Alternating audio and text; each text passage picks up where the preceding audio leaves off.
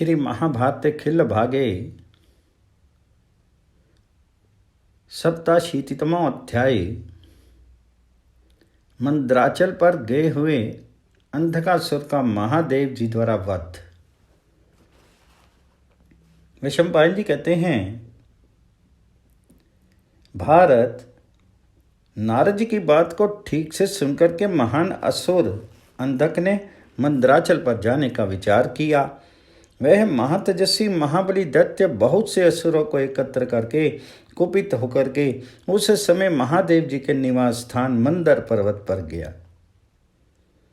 वह पर्वत बड़े बड़े मेघों से आच्छादित, महाऔषधियों से संपन्न, नाना प्रकार के सिद्धों से भरा हुआ और महिषियों के समुदाय से सेवित था।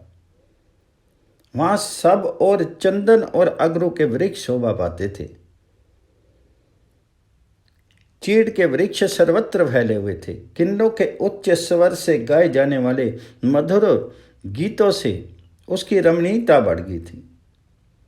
यह बहुत से नागकुलों अर्थात हाथियों अथवा सर्पों से व्याप्त था। कहीं वायु के वेग से कंपित हुए प्रफुल्लित कानों द्वारा वह नृत्य करता सा जान पड़ता था, कहीं पिंगल कर बहे हुए विचित्र धातुओं के कारण वह चंदन आदि से चर्चित हुआ सा प्रतीत होता था। कई पक्षियों के अत्यंत मधुर शब्दों से वह पर्वत गरजता था और कहीं कोलाहल करता सा जान पड़ता था। पवित्र स्थानों पर बैठने वाले हंस वहां इधर उधर उड़ते फिरते थे, जिनसे सारा पर्वत व्याप्त प्रतीत होता था। वहां दैत्यों का विनाश करने में समर्थ महाबली भैंसे विचरण करते थे। चंद्रमा की किरणों के समान निर्मल कांति वाले सिंह उस पर्वत की शोभा बढ़ाते थे। वह समस्त शैल स्वर्ण की राशि फल स्वरूप था। वहां बहुत से मृगराज सिंह सब और बिखरे हुए थे। झुंड के झुंड मृग उस पर्वत का सेवन करते थे। वह मंदर पर्वत देवता रूप से मूर्तिमान होकर के अंधकासुर के सामने प्रकट हुआ। उसे देखकर के बल के घमंड में भरे हुए अंधकासुर ने कहा, महागिरे, ये तो तुम जानते ही होगे कि मैं किस प्रकार अपने पिता के वरदान से सबके लिए अवध्य हूं। चराचर प्राणियों सहित समस्त त्रिलोकी इस समय मेरे वश में है। कोई भी भय के कारण मुझसे युद्ध करना नहीं चाहता। मुझे पता लगा है कि तुम्हारे शिखर पर संपूर्ण कामनाओं को देने वाले पुष्पों से विभूषित एक पारिजात वन है, जो यहाँ का उत्तम रत्न है। वे कहाँ हैं, उसे बताओ। मैं तुम्हारे शिखर पर उत्पन्न हुए उस वन का उपभोग करूंगा। मेरा मन उसमें जाने के लिए उतावला उठा है। तुम कुपित होकर के मेरा क्या कर लोगे? मुझे ऐसा कोई पुरुष नहीं दिखाई देता जो मेरे द्वारा पीड़ित होने पर तुम्हारी निश्चित रूप से रक्षा कर सके। उसके ऐसा कहने पर मंद्राचल का वह अधिष्ठाता देव वहीं अंतर ध्यान हो गया। तब वरदान से घमंड में भरा हुआ अंधक अत्यंत रुष्ट होकर के बड़े जोर से सिंहनाद करने लगा और इस प्रकार बोला, अरे पर्वत, मेरे याचना करने पर भी जो तुम मुझे अधिक सम्मान नहीं दे रहा है, इससे कुपित होकर के मैं तुझे अभी चूर्ण किए देता हूं। देख ले मेरा बल। ऐसा कहकर के वरदान से दर्प में भरे हुए उस पराक्रमी दैत्य ने उन सब असुरों के साथ मंद्राचल के एक शिखर को, जो अनेक योजन विस्तृत था, उखाड़ लिया और उसे उस पर्वत के दूसरे शिखरों पर पटक करके पीस डाला। उस महान पर्वत ने अपनी नदियों के समुदाय को भी छिपा लिया। उसकी परिस्थिति को समझ करके भगवान रुद्र ने उस पर्वत पर अनुग्रह किया। भगवान जी के अनुग्रह से पारिजात आदि विशेषतर वनों से युक्त मत वाले हाथी और मृगों से संपन्न तथा आकाश से गिरे हुए बहुसंख्यक नदी समूहों से व्याप्त वह विचित्र कानों वाला पर्वत जैसा पहले था उसी रूप में प्रकाशित होने लगा।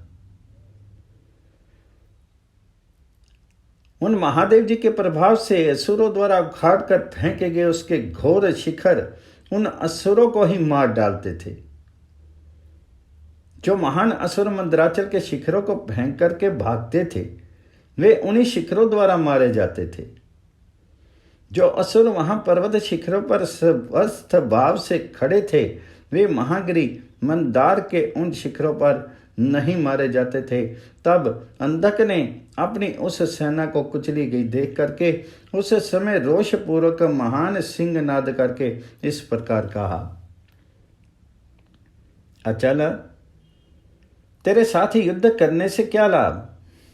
तूने रणभूमि में दैत्य को छल से मारा है। अब मैं उस पुरुष को ललकारता हूं जिसका ये वन है, वह युद्ध के लिए मेरे सामने उपस्थित हो। अंधकासुर के ऐसा कहने पर उसे मार डालने की इच्छा से भगवान महेश्वर देव त्रिशूल उठाए अपने वृषभ के द्वारा वहां आ पहुंचे। भूतगणों के स्वामी बुद्धिमान भगवान त्रिलोचन प्रमथ गणों तथा भूत समूहों से घिरे हुए थे। भगवान शंकर के रुष्ट होने पर सारी त्रिलोकी कांप उठी। नदियां अपने प्रवाह के विपरीत उद्गम स्थान की ओर बहने लगी। उनका जल खोल उठा।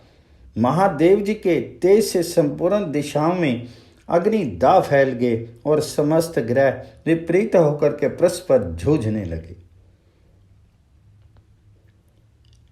कुरुकुल धनुर्धर वीर उस समय सारे पर्वत हिलने लगे और उनके ऊपर मेघ धूम युक्त अंगारों की वर्षा होने लगी। चंद्रमा की शीतल किरणें गर्म हो गई। सूर्य की प्रभा ठंडी पड़ गई। ब्रह्मवादी मुनियों का सारा ब्रह्म ज्ञान भूल गया। घोड़ियों के पेट से गाय के बछड़े पैदा होने लगे और गौएं घोड़ों को जन्म देने लगी। पृथ्वी पर बिना काटे ही बहुत से वृक्ष भस्म होकर के गिर पड़े। सांड गौओं को स्थाने लगे। गौएं भी सांडों पर चढ़ जाती थी। राक्षसी यातुधान और पिशाच ये सब के सब प्राणियों को कष्ट देने लगे। संसार की इस प्रकार विपरीत अवस्था देख करके भगवान शंकर ने प्रज्वलित अग्नि के समान तेजस्वी अपना त्रिशूल छोड़ा। भगवान शंकर का छोड़ा हुआ वह दुस्सह अस्त्र अंधकासुर की छाती पर गिरा। उसने साधुओं के लिए कंटक रूप भयंकर अंधकासुर को जला करके भस्म कर दिया। तदनंतर समस्त देवगण और तपोधन मुनि जगत के शत्रु अंधकासुर के मारे जाने पर भगवान शंकर की स्तुति करने लगे। देवताओं की धुंधवियां बाज उठी। आकाश से फूलों की वर्षा होने लगी और तीनों लोकों के प्राणियों ने निश्चिंत होकर के संतोष की सांस ली। उस समय देव गंधर्व गाने और अप्सराएं नाचने लगी। ब्राह्मण लोग वेदों का जप सिद्धाई तथा यज्ञों का अनुष्ठान करने लगे। ग्रह स्वाभाविक स्थिति में आ गए। नदियां पहले के समान बहने लगी। जल में आग का जलना बंद हो गया और सारी दिशाएं प्रसन्न हो गई। पर्वत श्रेष्ठ मंदराचल अपने संपूर्ण तेज की वृद्धि होने के कारण परम शोभा से संपन्न होकर के पुनः पूर्वत प्रकाशित होने लगा। सबके प्रभु उमा सहित भगवान शंकर इंद्र आदि देवताओं को धर्मता सर्वत्र घूमने फिरने योग्य बना करके पारिजात वन में विहार करने लगे। इस प्रकार श्री महाभारत के खिल्ल भाग हरिवंश के अंतर्गत विष्णु पर्व में अंधक विषयक 87वां अध्याय पूर्ण हुआ।